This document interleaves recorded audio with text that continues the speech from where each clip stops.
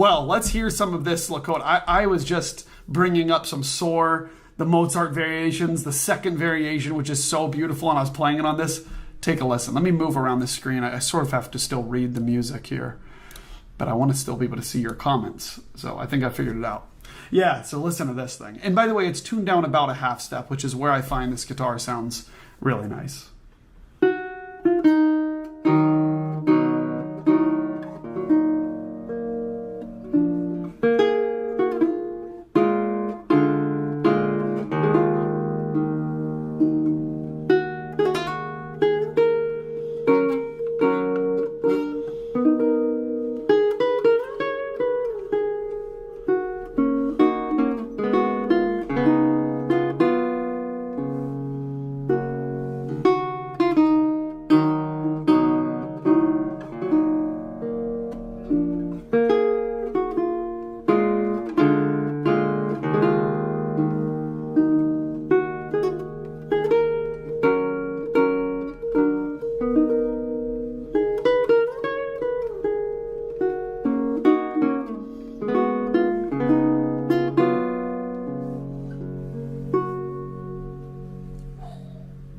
Isn't that a lovely sound?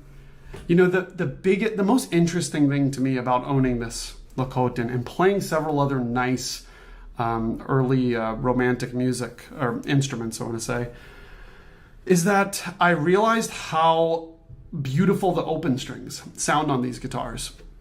On classical guitar, it feels very, on like a modern guitar, it feels very obvious as to why you avoid open strings when doing something very expressive.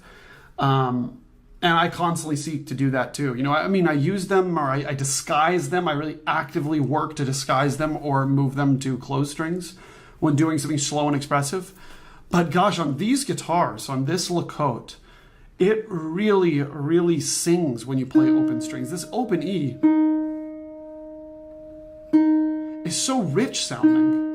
You know? So when I do this,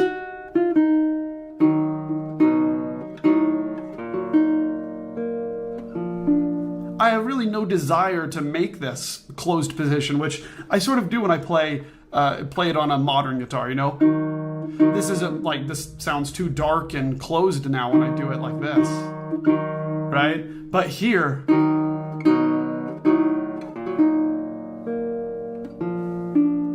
it sounds so great, right? I could just play these open strings.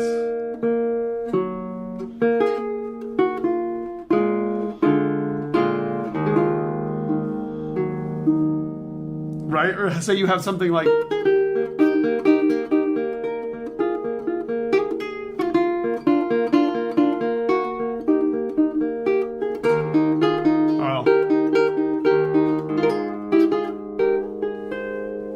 Right? All the open strings sound so nice.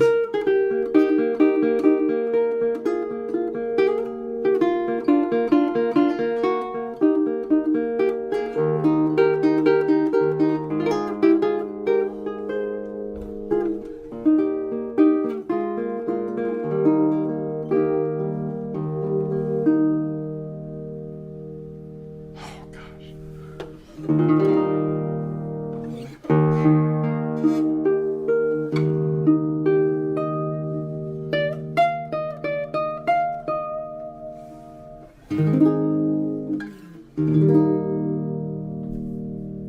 What do you guys think? This thing is, it's just singing for me today. So let me see some comments here. All right. I bet it takes a minute to get used to that scale length. It does, yeah. You know what, Dave? I'm just going to blame all my mistakes on the scale length here. So, Angelica, good to see you. Oh my gosh. I've been loving your videos. Those of you that don't know Angelica's channel, Seegers, I hope I'm saying this correctly. But you can look at the chat history. You should check it out. She's making some beautiful videos on really great guitars too. I'm showing you right now an original guitar by Rene Lacote. So look at the back of this satin wood back. Now, you know, when you look at the guitar, maybe from this you're like, oh, it's in perfect condition, Evan. No, it's not. There's been, you can see it's been pieced back together in some ways. I mean, it's not like, you know, actually, there's not like pieces of wood missing or anything, but you know, you can see repairs over time. And It's probably a little bit difficult to see in the video. But what's amazing is the top is in remarkable shape. Obviously, the center seam was repaired here a little bit when you look closer. Take a look at this. This is from the 1820s by Rene Lacote. But yes, otherwise the top is in amazing condition. This was from a period of time where Lacote was not putting the date on the label.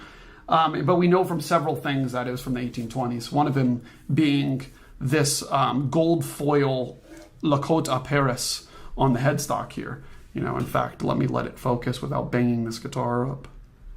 You see this? I think is a really nice touch because that this guitar has this, and that it's also worn a little bit. Because I think you'll find some Lacôte sometimes which they've colored it back in when it's faded away. You know, when the Lacôte à Paris is faded away, and this one doesn't look like it's been colored back in. It looks like it's the original, which is cool that is still there. The back is beautiful, Brian says. Yeah, hello. Yeah, it is pretty cool. It does have a lot of charm. Yeah, right? Look at the figuring in this thing.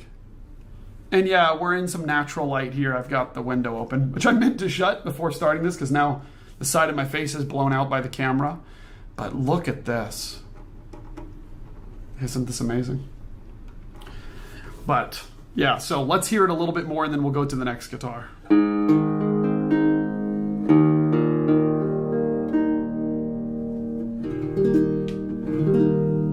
Sometimes you expect really old guitars to just sound really closed up and like ancient in some way. This guitar sounds full of life. I'm not kidding. It's amazing. Listen to that.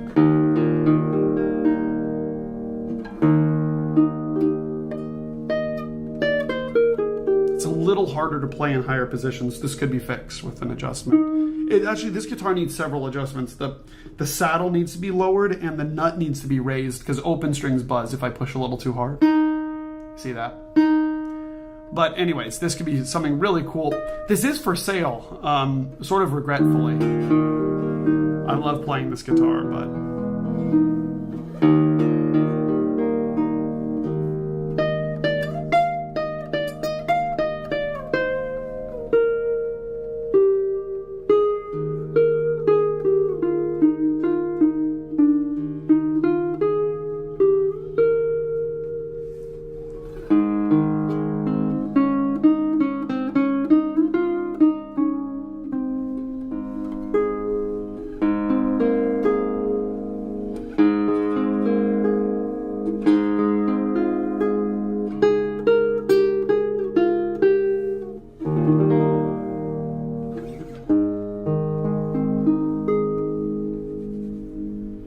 What a charm that so many guitars almost seem to lack these days, you know. But yeah, oh, your guitar is sad when it's gorgeous, but nothing like that. Hey, well, don't worry, Dave, in another 200 years. No, I'm kidding. Yeah, it is a really beautiful guitar. And of course, the top is made of spruce. Although maybe if you're a young guitar player, you might say, oh, look at that cedar top because it's dark. But it is in fact a spruce top that actually is in really great shape. I mean, running your fingers over it, there's no cracks that have been repaired and repolished over time. It's pretty great. So, I mean, down the center. But yeah, 1820, a great era for the guitar, and Helica says, I have to agree. This is really beautiful. And of course, for those of you that might be a little bit unfamiliar, this guitar has pegs. These are not the original pegs, which would be falling apart and broken. These are like replacement copy pegs for the guitar that work well. But I have to say, you know, if you're not used to pegs, especially not even planetary pegs, these are very difficult to get used to. You know, kind of like holding the guitar and being really careful. And, you know, you go up, when you're used to turning really nice tuning keys, you go to these pegs and you go up a whole step when you move it just a bump, you know, so it takes some time to get used to. Nice to see some familiar faces here in the live stream chat here. Ross Gill says, hello, Evan. Happy Tuesday. Happy Tuesday to you, too.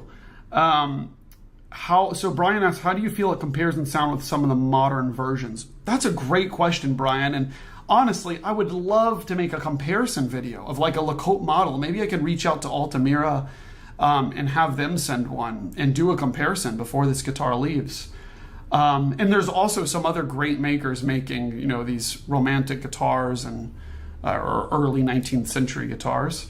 Mark Ushervich, I know, I've been hearing great things, and Drew Henderson uses these. That would be a really cool guitar to compare to this too. Do a side by side, right? Great idea, Brian. Well, yeah, no, you were just asking the question. But you know, I have played on some of those, and I've been impressed by them too. I mean, obviously, on modern versions of this, the playability is going to be perfect, right? Because it was just built, and they can set it up exactly the way. But I don't feel it has as much charm and sparkle and depth as this one does. The thing that I've noticed about some of these, you know, Lacote copy guitars is that they all seem to hover in this like mid-rangey and high-range sound, and you miss the depth. Which, when you look at a guitar this size, you think there's no way it has depth. But it certainly does. It certainly does.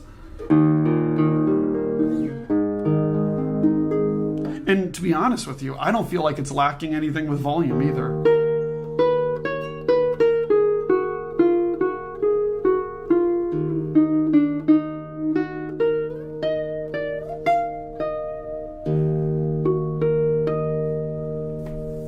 Okay, I must go on to the next guitar now, but this has been a little look at this 1820s. I'll start that over. This has been a quick look at this 1820s Rene Lacote guitar.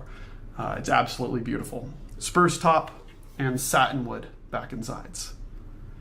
Okay, Hey guys, thanks so much for watching that clip. I would love to hear your thoughts in the comment section below. Don't forget to subscribe, check out guitarcollection.com, and I'll see you in the next video.